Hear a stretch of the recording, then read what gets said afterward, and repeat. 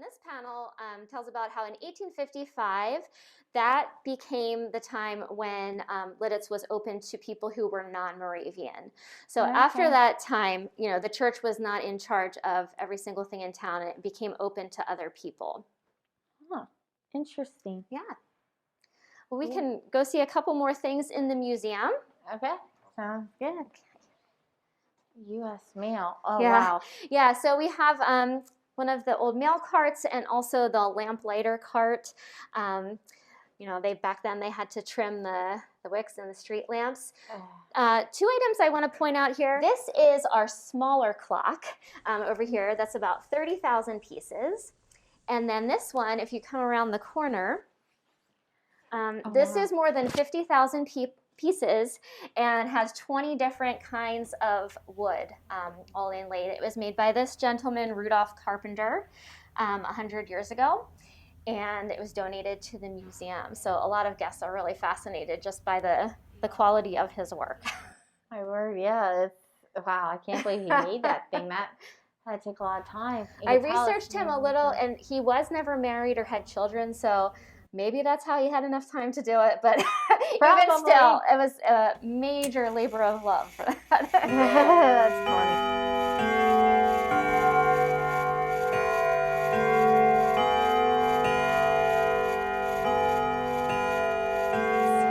I know you guys are interested in pretzels, so I wanted to point out in this room, the Julius Sturgis Pretzel Bakery was not the only pretzel bakery in town. It was actually a pretty big business in Lititz. There were many different pretzel bakeries and manufacturers. And back in the 1800s, they called them Bretzels with a B, which is the German spelling, because a lot of people were still speaking German, especially in the early 1800s. But yeah, Lititz is known as far as food goes for pretzels and chocolate. So in one of the other rooms, we have a special display right now about the Wilbur Chocolate Company. So I can show you that next. Okay. Sounds good. Hey, I got a sign here. Historic Lititz Main Street Shop. Pretzel outline. Okay, yeah, we're going to come back. Yeah, we will. Where did she go? Oh, no. I know. That's what I'm saying. He put a lot of work into that, into both of them. It's amazing. You can tell it's like real woodworking. I do love the moon. We're going to come back. Come on. Yeah. Sorry. Oh, a bed.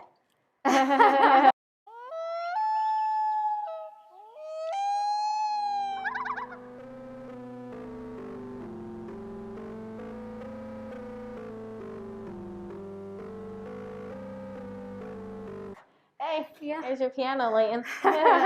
This room has exhibits that change from year to year, and so right now we have one about, it was the Wilbur Chocolate Factory. Before that, it was the Ideal Cocoa and Chocolate Company. But you mentioned it's right beside the park, and it's a big brick building. I can show you a picture of what it originally looked like.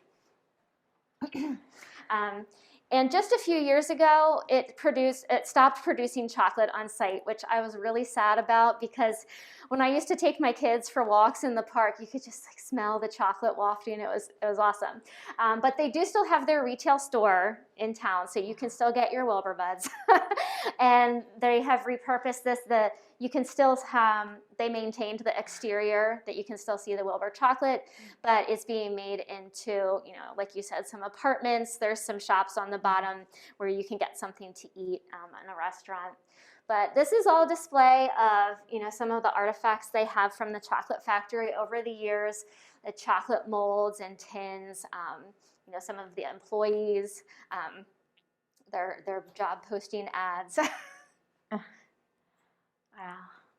I even like how they have the molds of the Wilbur buds, like the actual Wilbur buds. Yeah. And I hate to say this, but they are better than Hershey's chocolate. I'm telling you right now. There's a lot of people that think that, but it's true, because I can tell the difference now. Like at first I couldn't when I was a kid, but now I can, because if you literally eat a Hershey Kiss thing and then eat a Wilbur's bud, the Hershey Kiss has like some type of oil chocolate to it, while this is all natural. And I even told him, he never had a Wilbur bud. Oh, really? Yeah, until like last year. So I said to him, eat this, and it turned out that I was right. So are you a dark or milk chocolate person? I'm a milk chocolate person. Okay, I think I prefer the dark now, but.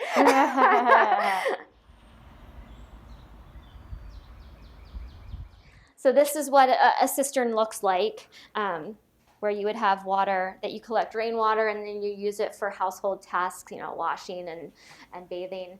This is an old-fashioned washing machine. Up here, there's some things that have to do with medicine, because when they had the military hospital, they actually had the first pharmacopoeia, like a book of different recipes to make medications, a Civil War surgical kit, all kinds of different things. Oh my word. We have, you know, this is the hearth style kitchen that would have been in a lot of these houses. And then this is magic lantern, which is kind of like, you remember when you were a kid and they had that little viewer? What was that called? Oh yeah, those, I forget too, but it had a flip thing. Yeah. This GAFU mess is a lot of fun. What do you think? It's really interesting. The three-dimensional color pictures are extraordinary. So before movies, they had magic lanterns in the 1800s, and these are some of the different slides that they would put in it. That's so cool. It was like one of those like projector toys. Yeah. I do remember that. We had to like flip the thing, and it was like a white circle thing that you put in and you flip it. And then it sucked because some of our pictures went missing. Like it was easy for the pictures to fall out. I think it's like great. I find these how to play football reels very instructional. I always considered the GAF Viewmaster an ingenious invention of great educational value. Gee, I always thought it was just a lot of fun.